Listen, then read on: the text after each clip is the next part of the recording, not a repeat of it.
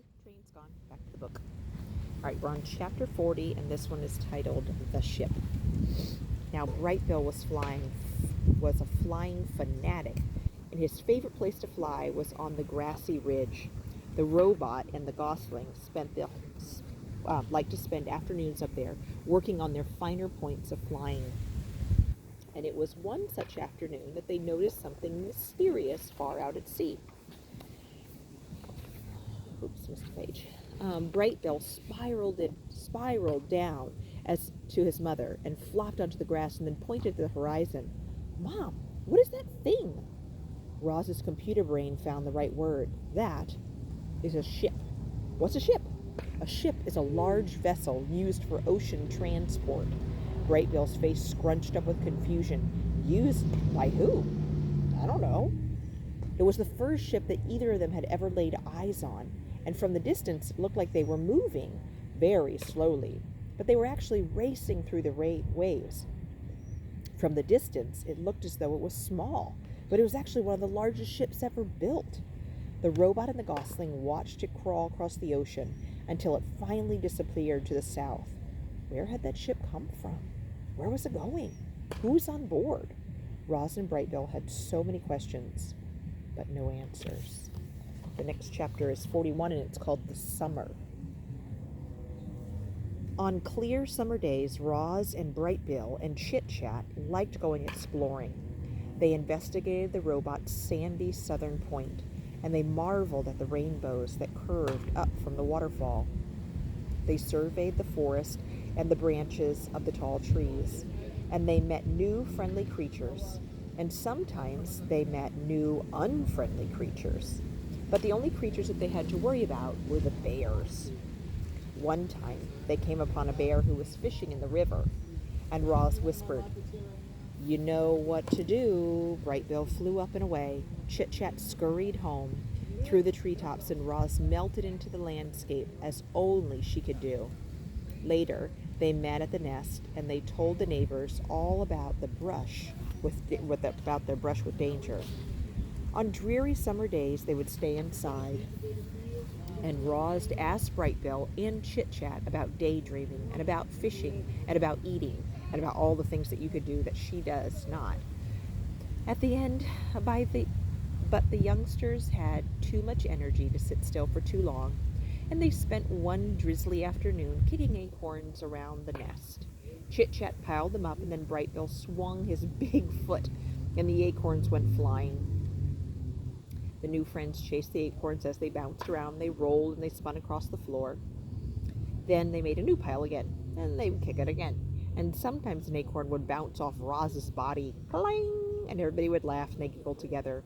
Even Roz laughed. "Ha ha ha," said the robot, trying to act natural. On clear summer evenings, they would sit inside and they would watch fireflies twinkling around the pond. Then they'd lie on their back and they'd gaze up at the darkening sky. "That big circle is called the moon," said Chit Chat.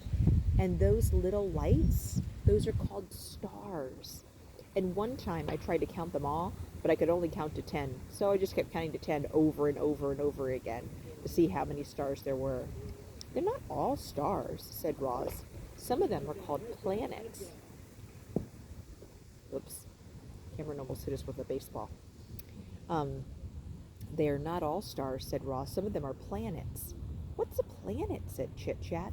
"A planet is a celestial body orbiting a star." "What does celestial mean?" "Celestial means something that's in outer space." "What is outer space?" "Outer space is a universe outside the atmosphere of our planet." "What's the universe?" "The universe is everything and everywhere." "Oh, okay.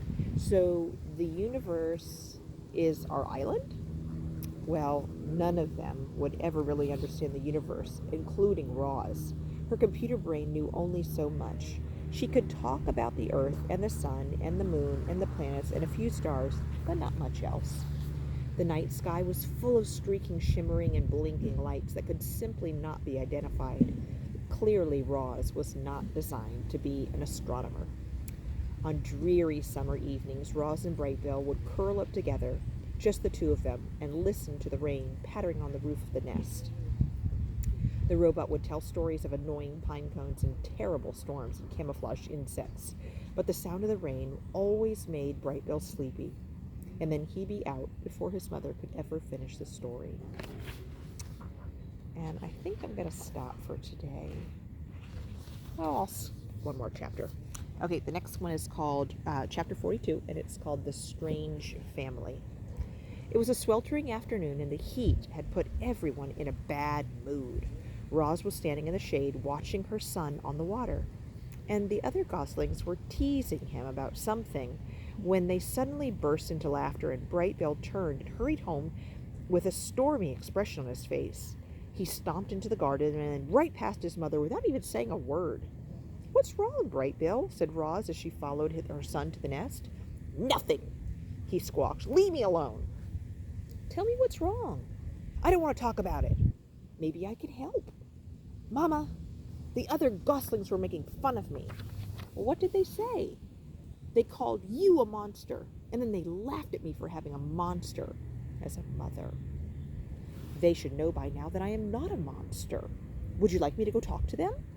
"No, don't do that. That'll make things worse." The robot sat next to her son. "Mama, I know that you're a robot, but I don't understand what a robot is. A robot is a machine. I was not born. I was built." "Well, who built you?"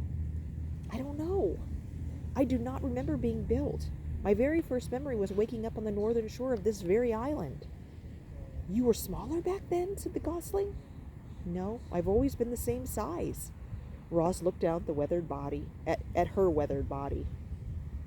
"However, I used to be really shiny, like the surface of the pond, and I used to stand up straighter than a tree trunk, and I used to speak a different language. I have not grown bigger, but I have changed very much." The robot wanted to explain things to her son, but the truth was that she didn't understand. She understood very little about herself. It was a mystery how she had come to life on this rocky shore, and it was a mystery why her computer brain knew certain things but not others. She tried to answer Bright Bill's questions, but her answers only left him more confused. "What do you mean you're not alive?" squawked Bright Bill. "It's true," said Roz. "I am not an animal. I do not eat, I do not breathe, so I'm not alive." "But you move and you talk and you think, Mama. You're definitely alive."